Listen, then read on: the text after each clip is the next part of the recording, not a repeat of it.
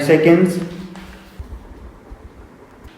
Start. Honorable Deputy Chairman, Honorable Ministers, and distinguished members of the August House. When I first entered this August House as a member in 1998, I never had even the faintest of the idea that one day I would have the honor of presiding over as its chairperson. This is the beauty and majesty of our parliamentary democracy and its strength as well. It can lift a commoner like me to such an exalted position and offer opportunities to discharge onerous responsibilities that go with this position. I am truly humbled by the honor bestowed on me by the honorable members of parliament by electing me as the Vice President of India, by the virtue of which I have been charged with the responsibility of Chairperson of Rajya Sabha.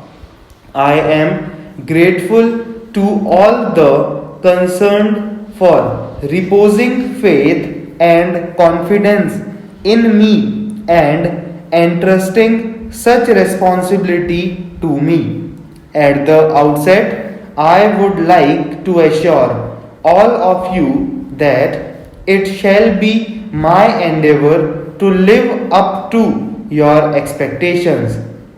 Before I elaborate on my thoughts as the chairperson of this August House, I would like to briefly reflect on the origin and the role of this Federal Chamber of Parliament of India. With its roots in the Montagu-Chelmsford Report of 1918, the Council of States first came into being in 1921, further to the Government of India Act 1919 as a second chamber of the then legislature with a restricted franchise. Subsequently, there were extensive debates on the need for this house in the Constituent Assembly. It was considered that a single directly elected house would be inadequate to meet the challenges before free India. Accordingly, Council of States was created as a federal chamber, that is, house elected by elected members. An element of dignity and prestige was accorded to this chamber by making the Vice President of India the ex officio chairman of the House.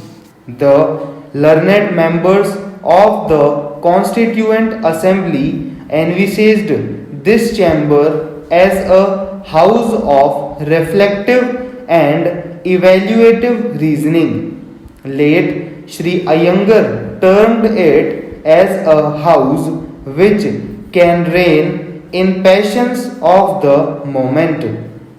Late Sri Loknath Mishra described it as a sobering house, a reviewing house, a house standing for equality, and the members will exercise their right to be heard on the merit of what they say, for their sobriety and knowledge of special problems.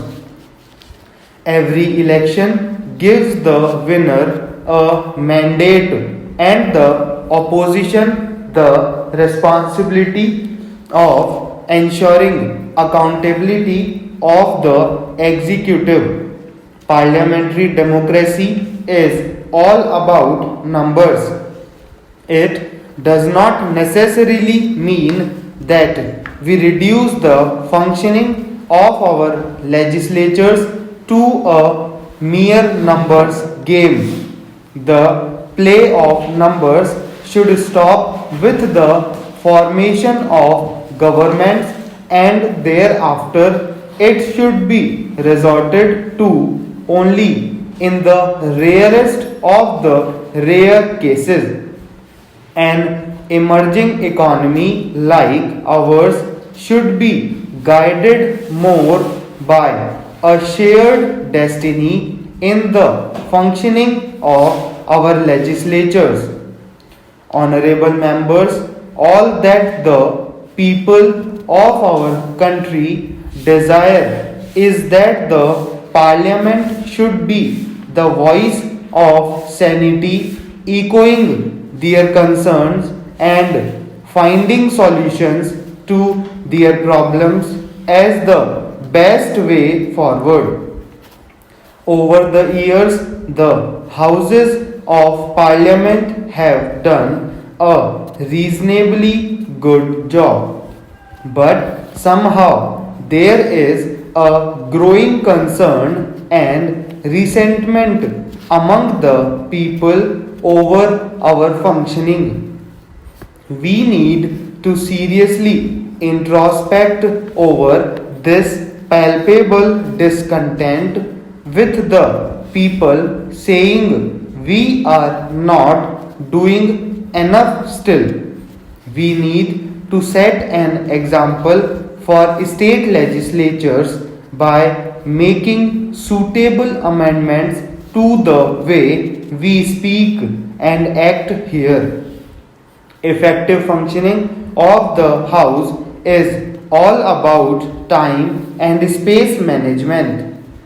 Both the Treasury and the opposition benches have defined space and time lots.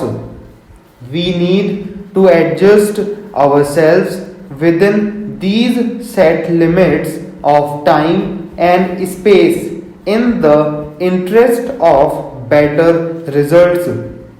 All that is needed is an attitude of give and take on the part of both the sides. This is possible through strategizing for effective functioning of the House rather than for its disruption. This needs an enlightened approach on the part of all concerned. Unfortunately, obstruction and disruption of the proceedings is increasingly being chosen as the first parliamentary opinion in our legislature across the country. This has serious implications for our parliamentary democracy. This option needs to be immediately replaced by a quest for effective debates and discussion to resolve issues and finding solutions to the problems being faced by our people. How do we do it? We don't have to do different things to make good use of the opportunity of being members of this august house.